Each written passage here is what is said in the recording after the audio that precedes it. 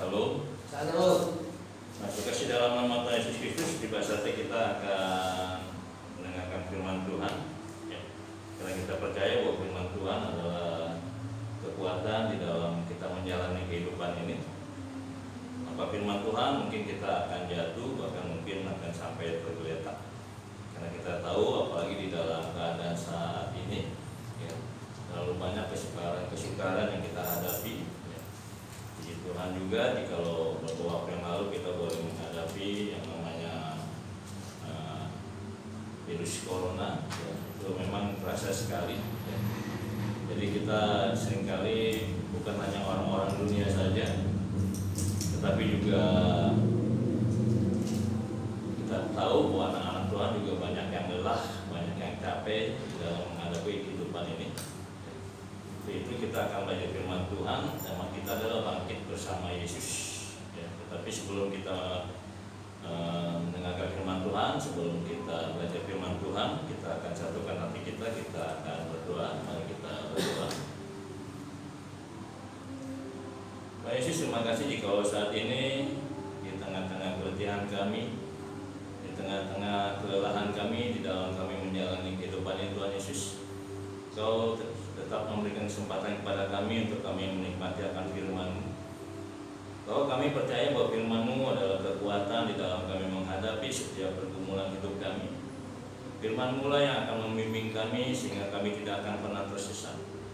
Kepada itu Bapa, jika sebentar kami akan menikmati firman-Mu, biar Roh Kudus-Mu sendiri akan mengurapi kami pribadi lepas pribadi, sehingga setiap firman yang akan kami dengar semua itu boleh memberkati kami, Tuhan Yesus. Terima kasih Bapak untuk hamba juga, karena Kau yang akan memakai hamba di dalam menyampaikan firman Tuhan. Kau yang akan menutupi setiap kelemahan, setiap kekurangan yang ada pada diri hamba Tuhan, sehingga setiap perkataan hamba ataupun setiap firman yang akan hamba sampaikan, semua itu boleh memberkati kami semuanya, sehingga apapun yang terjadi Tuhan, kami akan tetap setia di dalam kami mengiringkan Tuhan. Terima kasih Bapak, terima kasih Tuhan Yesus, terima kasih Roh Kudus. Berfirmanlah kepada kami pada pagi hari ini, karena kami siap menikmatinya. Dalam nama Tuhan Yesus Kristus. Haleluya. Amin. Masuk kasih dalam nama Tuhan Yesus Kristus. Puji Tuhan, jika saat ini Tuhan masih memberikan kesempatan kepada kita di dalam kita belajar akan firman Tuhan, ya. Seperti saya katakan tadi, banyak hal-hal yang mungkin menjadikan kita lelah, yang mungkin menjadikan kita lemah, ya. Bahkan mungkin kita tidak berdaya di dalam menjalani kehidupan ini, ya. Baik itu berbicara tentang perekonomian, begitu berbicara tentang sakit penyakit, maupun berbicara hal-hal yang lain, ya banyak orang-orang yang mulai lemah, mulai tidak berdaya, ya. Sebagai anak Tuhan, kita mau di tengah-tengah, mungkin saat ini di tengah-tengah keletihan kita, mungkin saat ini kita berkata, saya sudah tidak berdaya lagi di dalam menjalani kehidupan ini. Saya tidak sanggup lagi di dalam memikul beban yang begitu sangat berat. Saya kasih dalam nama Tuhan Yesus Kristus. Saya ini kita akan belajar bersama-sama firman Tuhan. Kita akan belajar firman Tuhan bersama-sama, ya.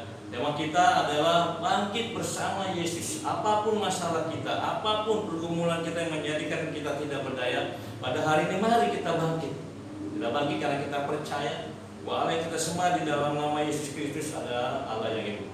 Terima kasih dalam nama Tuhan Yesus Kristus. Saya mengundang kita membuka firman Tuhan, ya. Kita akan membaca di dalam Injil Lukas pasal 7 ayat 11 sampai ayat yang ke-17. Saya akan membacakan firman Tuhan ini, ya. Di sini periskop firman Tuhan bertuliskan Yesus membangkitkan anak muda di Nain, ya. Saya akan mulai. Kemudian Yesus pergi ke suatu kota yang bernama Nain. Murid-muridnya pergi bersama-sama dengan dia, dan juga orang banyak menyertainya berbondong-bondong. Setelah ia dekat pintu gerbang kota, ada orang mati diusung keluar, anak laki-laki, anak tunggal ibunya yang sudah janda, dan banyak orang dari kota itu menyertai janda itu. Dan ketika Tuhan melihat janda itu, tergeraklah hatinya oleh belas kasihan. Lalu ia berkata kepadanya, jangan menangis. Sambil menghampiri usungan itu, ia menyentuhnya. Dan sedang para pengusung berhenti, ia berkata, hei anak muda, aku berkata kepadamu, bangkitlah. Maka bangunlah orang itu dan duduk dan mulai berkata-kata. Dan Yesus menyerahkannya kepada ibunya. Semua orang itu ketakutan dan mereka memuliakan Allah sambil berkata, seorang nabi besar telah muncul di tengah-tengah kita, dan Allah telah melawat umatnya. Maka tersiarlah kabar tentang Yesus di seluruh Yudea dan di seluruh daerah sekitarnya. Amin. Yesus kasih dalam nama Yesus Kristus. Di sini kita lihat bagaimana penulis Lukas menceritakan pada saat itu. Di ayat yang ke-11 dikatakan bahwa kemudian Yesus pergi ke suatu kota yang bernama Nain. Ya. Saudara, jikalau kita pelajari firman Tuhan, ya, di mana ketika Yesus berada pasti banyak orang yang berbondong-bondong mengikuti dia, ya. Banyak orang yang bersama-sama menyertai dia. Dan saat ini ketika Yesus berjalan di kota yang bernama Nain, ya saudara, Nain itu adalah suatu kota yang mungkin banyak sekali mengalami mujizat Tuhan, ya, karena Nain itu terletak di Kapernaum, dan kita tahu bahwa Kapernaum adalah kota yang banyak mengalami mujizat Tuhan. Ya. Contohnya, ya, misalkan ada uang 4 dirham dalam ikan, ada juga yang menyembuhkan anak perwira dan menyembuhkan anak pegawai istana. Ya. Dan saat ini juga Yesus pada saat itu berada di Nain. Tetapi kita tahu bagaimana walaupun Tuhan Yesus banyak sekali melakukan mujizat, tetapi ternyata banyak juga orang yang tidak mengenal dia, tidak mengenal dia, tidak mau percaya, tidak mau menerima Yesus. Dan sebagai anak-anak Tuhan, ya, kita harus terus sungguh-sungguh belajar. Kita harus terus sungguh-sungguh mengenal siapa sih Allah yang kita sembah, ya. Allah yang kita sembah siapa sih, ya. Jangan kita hanya tahu kulit luarnya saja, tetapi kita tidak mengenal. Dan di ayat ke-12 di situ dikatakan setelah ia dekat pintu gerbang, kata orang kota, ada orang mati diusung keluar, ya. Saudara, di sini kita lihat bagaimana ketika Yesus melihat ada usungan orang banyak, dan pada saat itu mengusung seorang pria yang sudah meninggal, ya. Saudara kasih dalam nama Yesus Kristus, ya, seperti saya katakan, mungkin ketika pada saat itu bagaimana wanita ini merasa terpuruk, ya. Wanita ini merasa tidak berdaya karena anak laki-laki satu-satunya itu sudah meninggal. Dan saya percaya mungkin anak ini adalah anak yang menjadi andalan. Mungkin kalau kita katakan sekarang bisa yang membantu kehidupan rumah tangga kita, yang menopang kehidupan rumah tangga kita, ya. Tetapi pada saat itu dia harus menerima kenyataan bahwa anaknya sudah meninggal, ya. Saudara, banyak orang yang mengalami hal seperti ini, ya. Bahkan saya pernah mendengarkan bagaimana kesaksian seorang bapak yang sangat mengandalkan anaknya, yang dikatakan bahwa anaknya adalah tulang punggung daripada keluarga, ya. Anaknya adalah yang membantu kehidupan rumah tangganya, ya. Tetapi ketika Tuhan memanggil dia benar-benar hancur, dia benar-benar tidak berdaya, ya. Bahkan saat itu dia mungkin menyalahkan Tuhan, dia tidak pergi ke gereja lagi. Ya, saudara, mungkin hal ini seringkali dialami oleh anak-anak Tuhan, ya. Ketika masalah datang, ketika pergumulan datang, ketika beban berat kita rasakan, banyak sekali anak-anak Tuhan juga yang merasa tidak berdaya. Bagaimana langkah ke depannya? Bagaimana kehidupan saya selanjutnya jikalau anak saya satu-satunya yang menjadi tulang punggung keluarga sudah tidak ada lagi? Sudah, seperti saya katakan bahwa saat ini tema yang kita pelajari bersama-sama, bangkit bersama Yesus. Jadi apapun yang saat ini saudara alami, seberat apapun beban yang membuat saudara tidak berdaya, membuat saudara mungkin terjatuh, saat ini mari bangkit. Bangkit bersama Tuhan Yesus, ya. Jangan kita biarkan keadaan kita semakin terpuruk. Jangan kita biarkan keadaan kita semakin menekan kita, ya. Tetapi mari kita belajar daripada firman Tuhan, kita mau bangkit bersama Yesus. Kenapa? Kenapa kita harus bangkit? Sedangkan Yesus sudah mengambil anak saya satu-satunya. Kenapa saya harus bangkit sedangkan perekonomian saya, usaha saya sudah hancur? Saya kasih dalam nama Yesus Kristus, ya. Kita akan belajar daripada firman Tuhan ini. Kita perhatikan di ayat yang ke-13. Dan di situ dikatakan, dan ketika Tuhan melihat janda itu, ya. Dan ketika Tuhan melihat janda itu, yang pertama, kenapa saya dan saudara harus bangkit? Ya. Karena apa? Yang pertama, Tuhan Yesus adalah Tuhan yang selalu memperhatikan kita, bukan masalah kita. Amin. Ya, seperti di sini dikatakan Tuhan Yesus melihat janda itu, melihat pribadi janda itu. Tuhan Yesus tidak melihat apa yang saat itu kepada anaknya yang sudah meninggal, anak janda itu yang sudah meninggal. Tuhan Yesus tidak melihat, tidak fokus terhadap masalah yang dialami oleh janda itu. Tetapi pada saat itu Tuhan Yesus fokus melihat daripada si janda itu. Kasih dalam nama Tuhan Yesus Kristus. Begitu juga dengan kehidupan saya dan saudara. Ya. Saat ini Yesus Tuhan, Dia selalu memperhatikan kita. Dia tidak memperhatikan masalah saya dan saudara, tetapi Dia lebih fokus lagi memperhatikan pribadi saya dan saudara. Misalkan Dia sedang melihat saya lagi sedang bersedih, mungkin Dia melihat, lah kenapa nih anak saya sedang bersedih. Dia fokus memperhatikan saya dan saudara. Jadi apapun yang saat ini yang membuat saya dan saudara tidak berdaya, ingat bahwa Yesus memperhatikan saudara, bahwa Yesus melihat saudara. Saudara, dalam nama Tuhan Yesus Kristus, bahkan di dalam Mazmur 33 ayat yang ke-18 saya akan bacakan. Mazmur 33 ayat ke-18, demikian firman Tuhan, ya.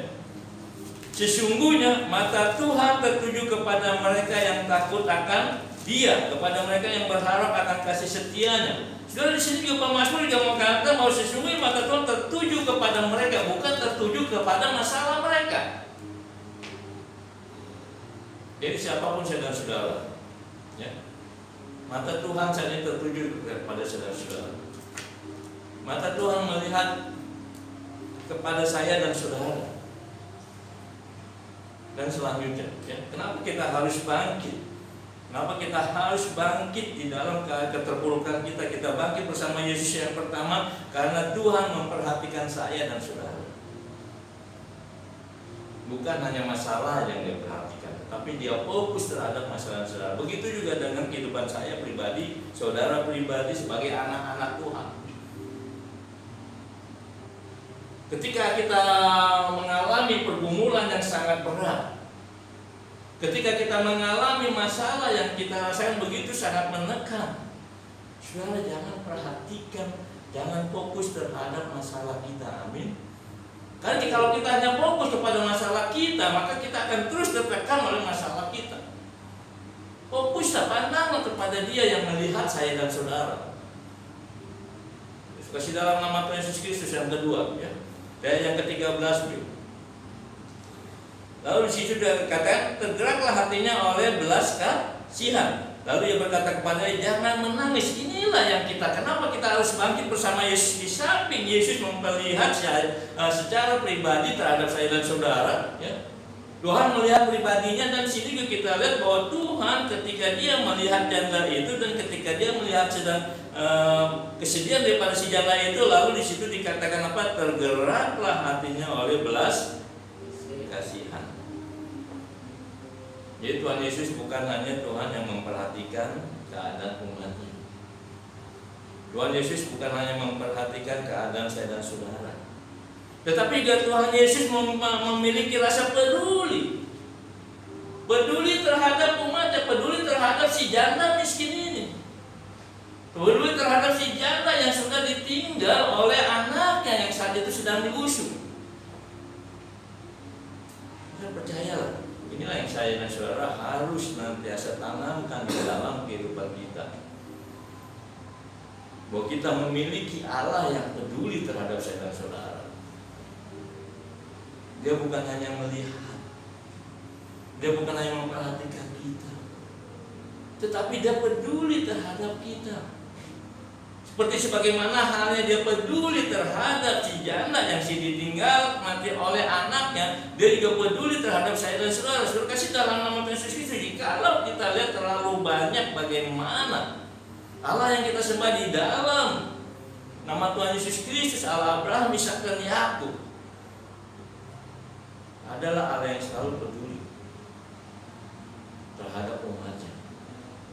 Alkitab mencatat, Alkitab menceritakan bagaimana kepedulian Allah terhadap bangsa pilihan. Bagaimana kepedulian Allah terhadap bangsa Israel. Bagaimana pedulinya Allah terhadap nabi-nabi yang diutusnya. Sudah firman Tuhan mencatat ketika Elia pada saat itu, kita tahu mungkin ceritanya, ya. Supaya minta hujan jangan turun, nggak turun. Hujan turun, peduli Allah. Jadi Allah peduli terhadap saya dan saudara. Jadi kalau saudara memiliki masalah yang begitu sangat berat, datanglah kepada Dia. Jangan fokus terhadap masalah kita, fokuslah terhadap kepada Dia yang memperhatikan kita. Fokuslah kepada Yesus yang memperhatikan kita. Karena Dia peduli terhadap kita. Dia tidak menginginkan saya dan saudara jatuh sampai tergeletak. Bahkan di dalam Mazmur 37 ayat yang ke-24, coba saya akan bacakan.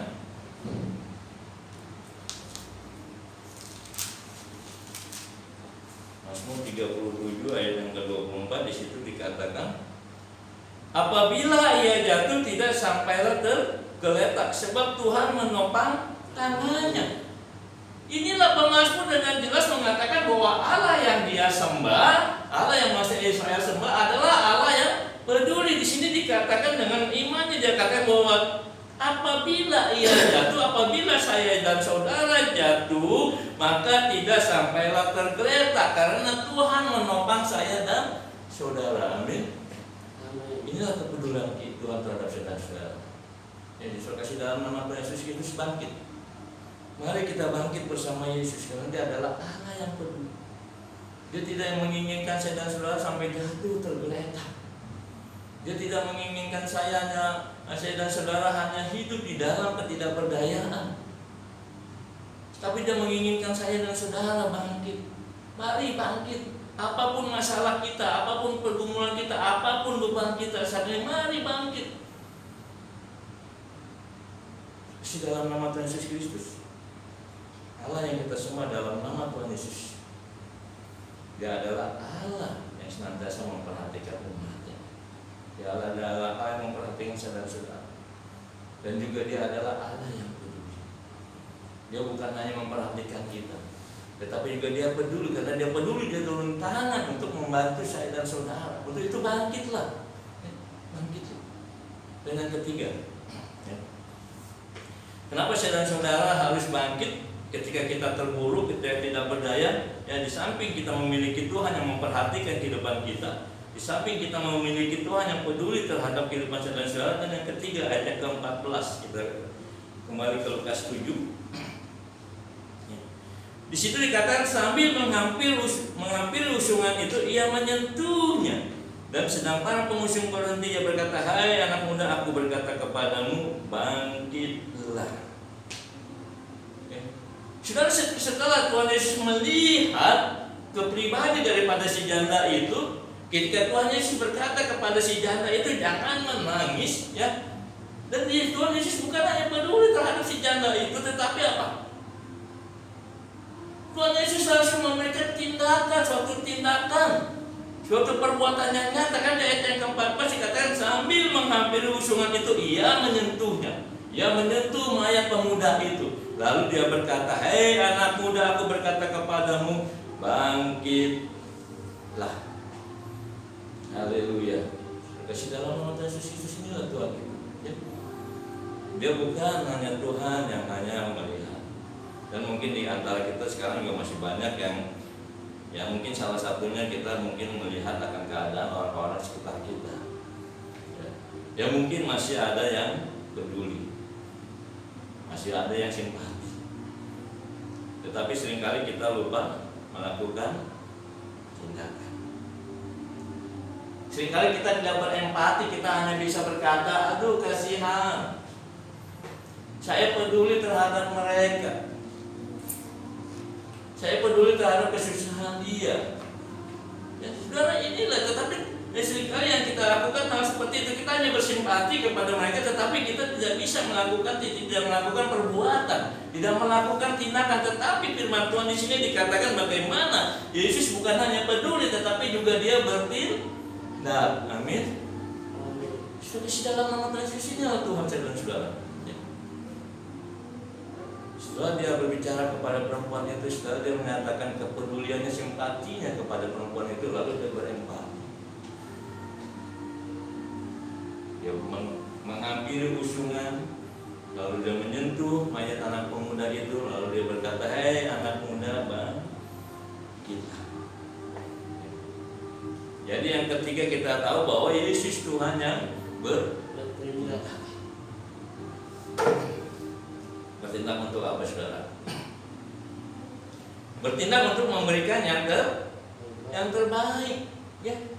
Walaupun si janda yang ditinggalkan mati oleh anak tunggalnya ini, dia tidak minta, "Tuhan tolong bangkitkan anak saya." Dia janda ini tidak minta tidak memohon untuk Tuhan Yesus membangkitkan anaknya, tetapi oleh karena Tuhan bukan hanya peduli, tetapi dia dalam berempati, maka dia melakukan tindakan. Suatu tindakan yang menjadikan apa? Memberikan yang terbaik bagi si janda itu. Terima kasih dalam nama Tuhan Yesus Kristus. Percayalah, ya. Apapun saat ini yang sedang kita alami, mungkin kita terpuruk dengan keadaan ekonomi kita. Mungkin kita terpuruk, kita tidak berdaya dengan penyakit kita. Atau mungkin kita terpuruk, kita tidak berdaya dengan masalah-masalah yang kita hadapi. Milikilah iman. Tetaplah percaya bahwa Yesus adalah Tuhan yang bertindak, dan itu semuanya untuk mendatangkan kebaikan demi kebaikan, sebagaimana halnya di dalam kitab Roma 8 ayat 28. Coba saya akan bacakan. Ya.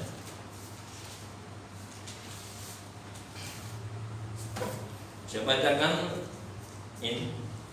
Roma 8 ayat 28, demikian firman Tuhan. Kita tahu sekarang bahwa Allah turut bekerja dalam segala sesuatu untuk mendatangkan kebaikan bagi mereka yang mengasihi Dia, yaitu bagi mereka yang terpanggil sesuai dengan rencana Allah. Amin.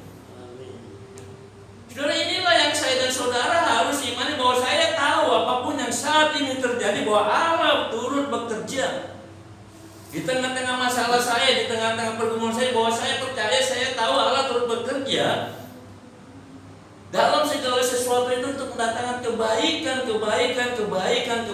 bagi saya, walaupun saat ini saya tidak mengerti. Dalam nama Tuhan Yesus Kristus,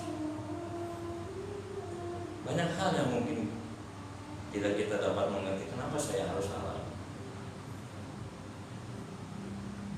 Kenapa saya sudah setia melayani Tuhan? Perekonomian saya bukan semakin membaik, tapi justru habis.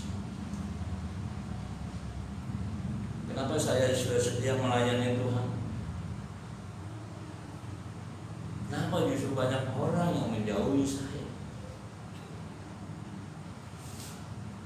Saudara, ini seringkali timbul dan pertanyaan-pertanyaan di dalam hati saya. Kenapa?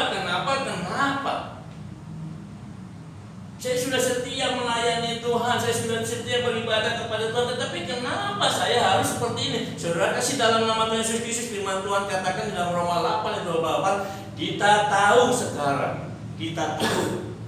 Inilah yang saudara harus yakin, bahwa saya tahu apapun yang saat ini terjadi, itu pasti akan mendatangkan kebaikan demi kebaikan. Amin.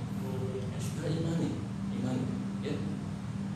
Mungkin kita tidak mengerti saja, tapi satu hal, percaya, ya. Terus terang saudara kasih, dalam nama Tuhan Yesus Kristus, ketika saya menyerahkan diri menjadi hamba Tuhan, habis, ya. Sampai buat makan juga sangat sulit. Tetapi saya percaya bahwa apapun yang saya alami ini Tuhan bekerja, dan saya percaya bahwa Tuhan itu memiliki rencana yang indah untuk saya. Ketika saya mengambil keputusan, saya menjadi hamba Tuhan, saya berhenti kerja, lalu saya buka usaha di rumah, ternyata usahanya habis. Saya pikir pada saat itu, kenapa seperti ini? Saya menyerahkan diri untuk melayani Tuhan, supaya ada kegiatan hamba-hamba Tuhan saya bisa mengikuti, tetapi kenapa justru habis? Nggak mengerti kenapa hal itu harus terjadi, harus menimpa saya. Tetapi satu hal yang selalu saya imani, bahwa saya tahu bahwa Tuhan terus bekerja, dan bahwa pekerjaan yang Dia lakukan itu untuk mendatangkan kebaikan demi kebaikan, ya. Jadi saudara kasih dalam nama Tuhan Yesus, apapun yang menimpa saudara saat ini, yang membuat saudara tidak berdaya, yang membuat saya dan saudara tidak terpuruk, ya. Ingat, Yesus Tuhan yang bertindak, Yesus Tuhan yang memberikan yang terbaik. Yesus kasih dalam nama Tuhan Yesus, apapun yang saat ini kita alami, biarlah kita boleh senantiasa meyakini bahwa Tuhan bekerja untuk mendatangkan kebaikan bagi saya dan saudara, walaupun saat ini kita tidak mengerti. Ya. Jadi kita harus bangkit. Ya. Karena yang pertama, Yesus Tuhan selalu memperhatikan keadaan kita. Yang kedua, Yesus Tuhan peduli terhadap kita. Dan Yesus Tuhan bertindak. Dia bukan hanya bertindak, tetapi Dia adalah yang bekerja untuk memberikan yang terbaik. Lalu yang keempat, ya. Yang keempat, ayat yang ke-15. Maka bangunlah orang itu dan duduk dan mulai berkata-kata, dan Yesus menyerahkan kepada ibunya. Ya. Jadi kasih dalam nama Tuhan Yesus sangat luar biasa. Ya. Bagaimana ketika Tuhan bertindak menyentuh tangan anak muda itu dan berkata, "Hei anak muda, bangkitlah." Lalu anak itu kemudian bangkit, lalu berkata-kata, lalu Tuhan menyerahkan kepada ibunya. Ya. Jadi Tuhan bertindak untuk mendatangkan kebaikan untuk diberikan kepada yang pada saat itu mengalami kedukaan, kepada janda itu, dan Tuhan saat ini bertindak untuk memberikan yang terbaik dan diberikannya kepada saya dan saudara. Saya kasih dalam nama Yesus Kristus. Kita tahu bahwa Tuhan yang saya dan saudara sembah, ya, Dia adalah gembala kita yang baik. Dia bekerja, Dia berkarya, Dia bertindak, dan yang terbaik diberikannya kepada saya dan saudara. Tuhan bertindak, Tuhan berkarya, Tuhan bekerja terhadap anak muda itu sehingga anak itu bangkit, dan pada saat anak itu sudah bangkit, sudah hidup kembali, Tuhan memberikannya kepada si janda itu. Itu sangat luar biasa. Jadi apapun yang saat ini mungkin sedang kita alami, percayalah, Tuhan akan bertindak untuk mendatangkan kebaikan demi kebaikan, dan kebaikan itu diberikannya kepada kita semua. Tapi di firman Tuhan juga dikatakan bagi kita yang mengasihi Dia. Daripada itu saya katakan, ketika kita mengalami hal-hal yang membuat kita terpuruk, yang mungkin kita tidak berdaya, jangan fokus terhadap masalah kita. Tetaplah kita mengasihi Tuhan. Tetaplah kita puji Dia. Tetaplah kita tinggikan Dia. Banyak hal yang sudah saya rasakan, saudara. Ketika saya mengalami persoalan pergumulan, saya berusaha untuk memuji Dia. Saya berusaha untuk meyakini bahwa Allah yang saya sembah adalah Allah yang baik. Saya berusaha untuk berjuang bahwa Allah yang saya sembah adalah Allah yang bertindak, dan Dia akan memberikan yang terbaik kepada saya. Ya, apapun yang saat ini kita alami, belajarlah, terus berjuang, ya. Terus berjuang untuk bangkit bersama Tuhan Yesus. Dan pada saatnya nanti Dia akan memberikan yang terbaik. Bahkan di dalam Mazmur 23 satu sampai yang terkenal, mungkin salah sudah hafal semuanya ya, Mazmur 23 ya. Situ bahwa bagaimana Pak Mazmur mengatakan bahwa Tuhan adalah gembalaku, ya. Tuhan gembalaku, Dia bukan gembala yang upahan, ya. Dia bukan gembala upahan, tetapi Dia adalah gembala yang baik. Bahkan dikatakan bahwa Dia membawa aku ke padang rumput yang hijau, ya. Kita kasih dalam nama Yesus Kristus inilah sebagaimana pengakuan dari pemazmur, kita juga harus memiliki keyakinan, kita boleh mengakui bahwa Tuhan kita adalah Tuhan yang baik. Dia adalah gembala saya yang baik. Dia akan membaringkan saya di padang rumput yang hijau. Dia akan membawa saya ke air yang tenang. Dia akan memberikan saya yang terbaik. Bagaimana halnya janda yang mengalami sesuatu yang sangat mungkin membuat dia tidak berdaya, daripada akhirnya dia menerima yang terbaik, yang terbaik dari Tuhan. Sebab itu saudara kasih, dalam nama Tuhan Yesus Kristus kita harus terus belajar, ya. Apapun yang menyebabkan saya saat ini kita terpuruk, kita tidak berdaya, mari kita bangkit. Kita bangkit karena beberapa waktu yang lalu kita tahu bahwa bagaimana bahwa Allah yang kita sembah di dalam nama Yesus Kristus, Dia adalah Allah yang hidup. Dia adalah Allah yang sudah bangkit dari kematian. Karena Dia adalah Allah yang hidup, maka Dia adalah Allah yang dapat melakukan segala sesuatunya untuk memberikan yang terbaik kepada saya dan saudara. Dia melalui firman Tuhan ini, mari saya mengajak kita untuk bangkit. Jangan kita fokus terhadap masalah kita, ya. Jangan kita fokus dengan keadaan sekeliling kita yang mungkin menimbulkan kekhawatiran demi kekhawatiran. Tapi mari kita fokus, kita tetap memandang Tuhan. Jangan ketika kita mengalami masalah, ketika kita mengalami persoalan, ya, kita bukan hanya fokus terhadap masalah kita, tetapi justru kita memandang salah orang lain. Seringkali ketika kita mengalami pergumulan hidup, kita seringkali mencari kambing hitam. Gara-gara si anu saya jadi seperti ini. Gara-gara si anu saya mengalami hal seperti ini. Gara-gara si anu perusahaan saya jadi bangkrut. Saudara, jangan pandang orang lain. Jangan pandang salah orang lain. Satu pujian yang sangat saya suka juga, ya. Jangan pandang salah orang lain, tetapi pandanglah Yesus.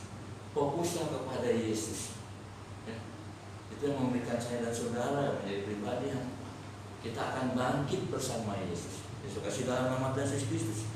Biar firman Tuhan yang boleh senantiasa mengingat pada saudara-saudara, ya. Banyak hal yang menjadikan saya tidak berdaya. Banyak hal yang menjadikan saudara mungkin tidak semangat dalam menjalani kehidupan. Tetapi mari bangkit. Kita akan bangkit bersama Yesus. Karena Yesus adalah Tuhan yang selalu memperhatikan kehidupan, keadaan saya dan saudara. Yesus adalah Tuhan yang peduli terhadap saya dan saudara. Yesus adalah Tuhan yang bertindak, dan Dia yang akan memberikan yang terbaik. Haleluya. Amin. Mari kita berdoa.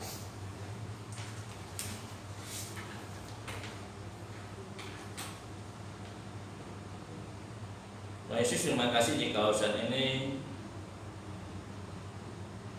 Tuhan boleh menyegarkan jiwa kami. Kami yang saat ini datang mungkin dengan beban yang berat.